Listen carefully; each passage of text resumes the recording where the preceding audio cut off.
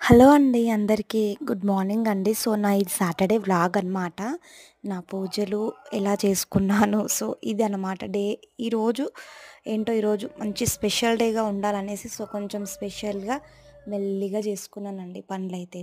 నాకు ముగ్గుల దగ్గరకొచ్చే కానుంచి, గేట్ దగ్గర నుంచి, డోర్ దగ్గర నుంచి నీట్‌గా ఉండాలండి. సో, పని అనేది లేట్ అయినా పర్లేదు కానీ నీట్‌గా ఉండాలి. అయితే బ్యాంగిల్స్ వచ్చేసి మొన్న అన్నయ్య వాళ్ళు తిరుపతయితే వెళ్లారు. తిరుపతెళ్ళినప్పుడు లడ్డూ ప్రసాదం, అలాగే గాజులు గూడా తీసుకొచ్చింది. అయితే ఈరోజు బ్లూ డ్రెస్ వేసుకుందాం అనేసి అనుకున్నాను. సో, దానికి మ్యాచింగ్ అయితాయనేసి గాజులు గూడా వేసుకున్నాను. ఇక పటాలైతే అన్నీ కడుక్కొని, మంచిగా తుడుచుకేసుకొని బొట్లయితే పెట్టుకోవాలి. అయితే సిల్వర్ కాయిను నేను పోయినసారి రాఖీ పండగకి మీషోలో రాఖీ తీసుకుంటే దానికి గిఫ్ట్ హ్యాంపర్ వచ్చిందనమాట. అంటే సిల్వర్ కాయిన్ అంటే మరీ సిల్వర్ ఏం గాదు. సో, కాయిన్ సిల్వర్‌లో వచ్చింది. లక్ష్మీదేవిది, వినాయక స్వామిది అయితే వచ్చింది.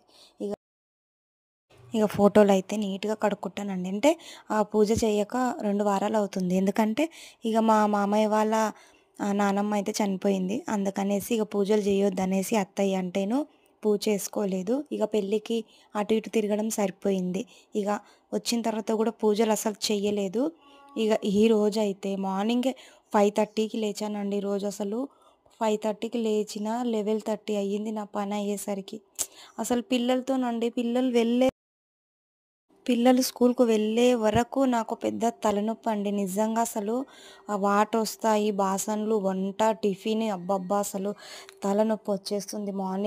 మార్నింగ్ లేచినా సరే గానీ పనయితే ఎంత లేట్ అయిందండి ఫైనలీ నా పూజ వ్లాగ్ అయితే. ఇది సాయిబాబాను అమ్మ వాళ్ళు షిరిడి వెళ్ళినప్పుడు తెచ్చారు.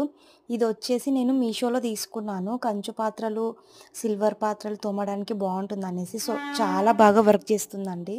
ఇగ ఆహ్, ప్రస్ ప్రసాదం అయితే రవ్వ కేసరి చేశాను ఫైనల్లీ. దేవుడికైతే ప్రతిసారి నైవేద్యం కంపల్సరీ పెడతానండి.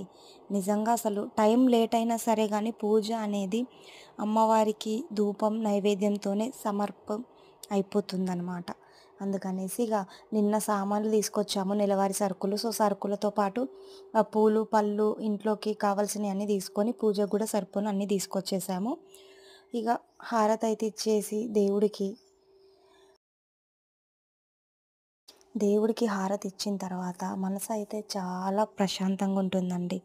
అంటే ఏదో ఒక తెలియని అనుభూతి అనమాట.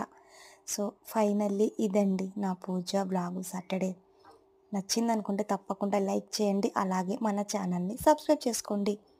బాయ్ అండి. మళ్ళీ మంచి షాట్‌తో కలుసుకుందాం.